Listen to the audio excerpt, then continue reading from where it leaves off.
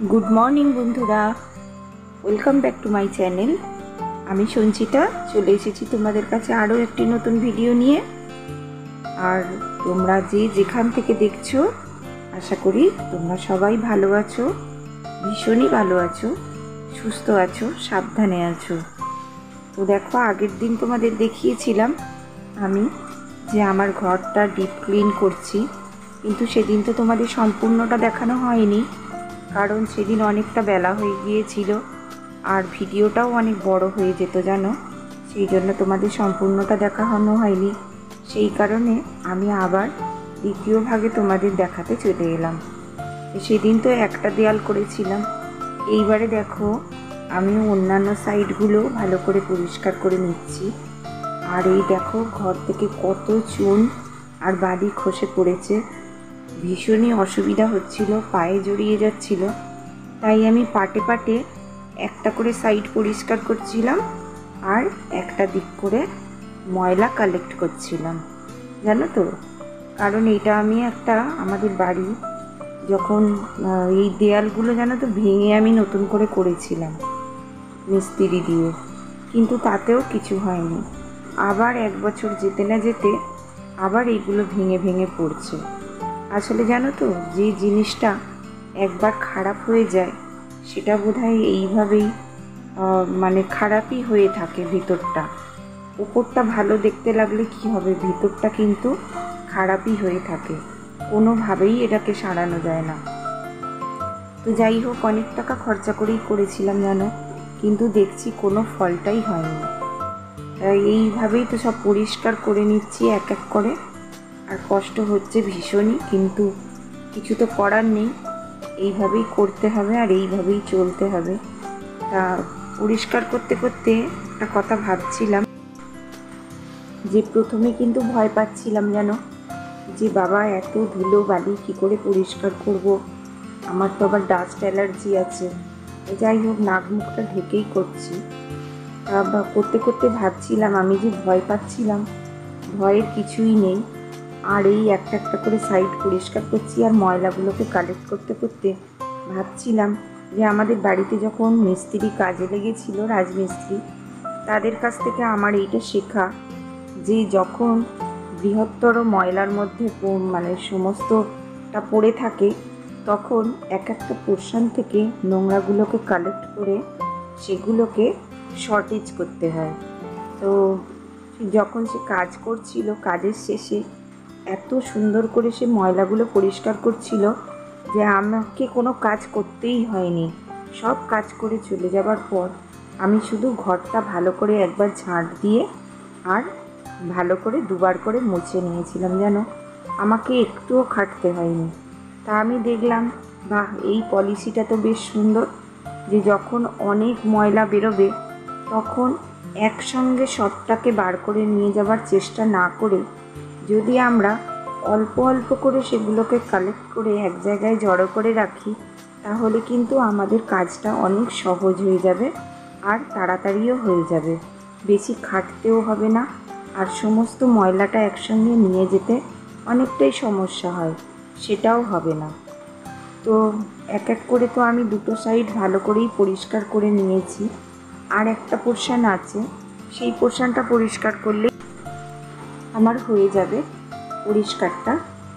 তা আমি ঘর পরিষ্কার করতে করতে যখন ময়লাগুলো বার করছিলাম, ময়লাগুলো যখন মানে তুলছিলাম প্লাস্টিকে, তখন আমার একটা কথাই মনে হচ্ছিল, আমাদের এত ছোট একটা ঘর, একটা মানে তার থেকে যদি এত ময়লা বেরোয়, তাহলে আমাদের সমাজে কত ময়লা আছে বলো তো।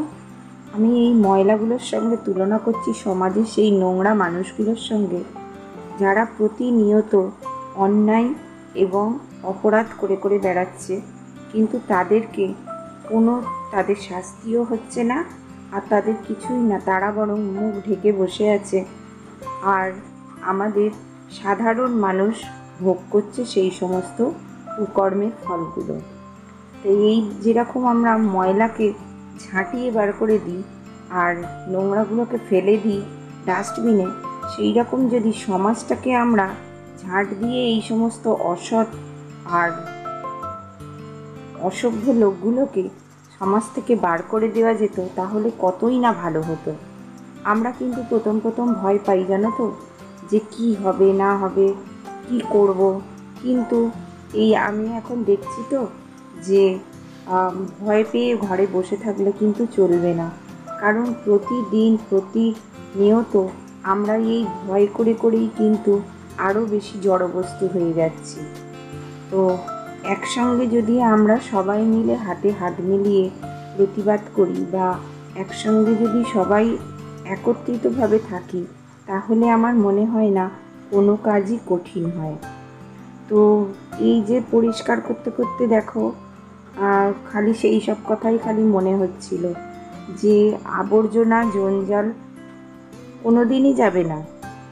একবার তুমি পরিষ্কার করবে, আবার এসে সেগুলো জড়ো হয়ে যাবে।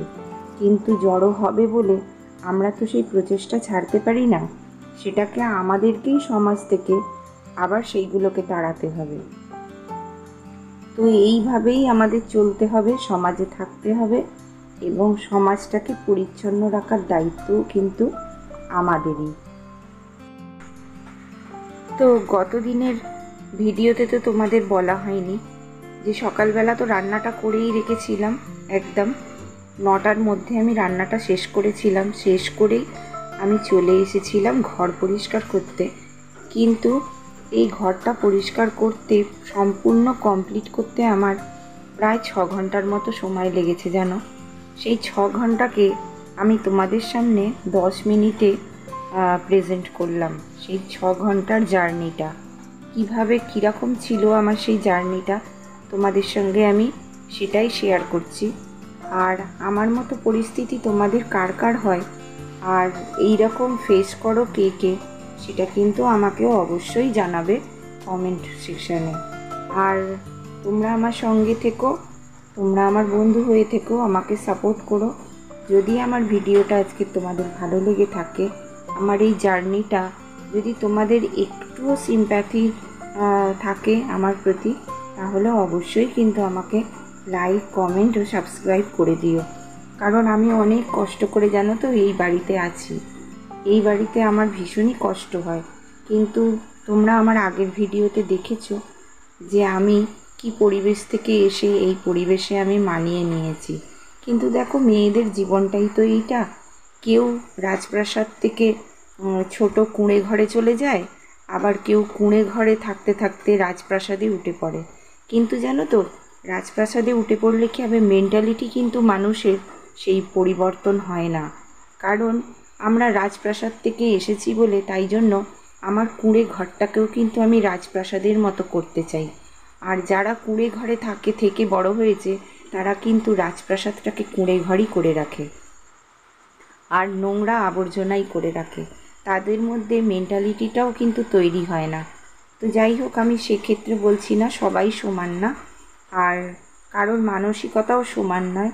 কিন্তু বেশিরভাগই দেখবে যে অনেক মানুষ আছে, তার মেন্টালিটির ওপর নির্ভর করে সে কীরকম পরিবেশ থেকে এসেছে আর কীভাবে থাকবে।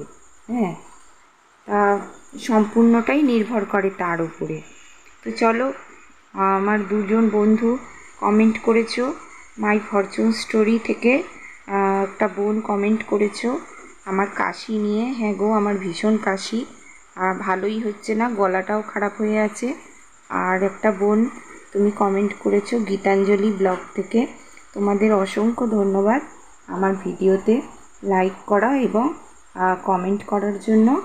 আমি চাইবো যে তোমরা আমার পাশে থাকো, আমাকে সাপোর্ট করো, আমার ভিডিওগুলো দেখো এবং যদি ভালো লেগে থাকে, নতুন সদস্যদের উদ্দেশ্যেও বলছি, তাহলে অবশ্যই একটা লাইক কমেন্ট ও সাবস্ক্রাইব করে দিও। আর তোমরা আমার পাশে থেকো অবশ্যই। আবার আসছি আর একটা নতুন ভিডিও নিয়ে।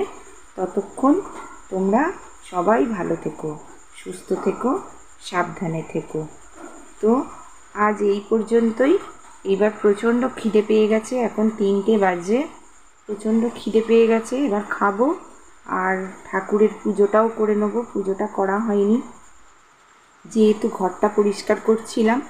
আর সকালবেলা ঘরটা পরিষ্কার করা হয়নি বলে মেয়েও পুজো করে যেতে পারেনি, আমাকেই করতে হবে এখন। তো চলো আর কথা বাড়াবো না, আবার আসছি আর একটা নতুন ভিডিও নিয়ে। ততক্ষণ তোমরা সবাই ভালো থেকো। টাটা।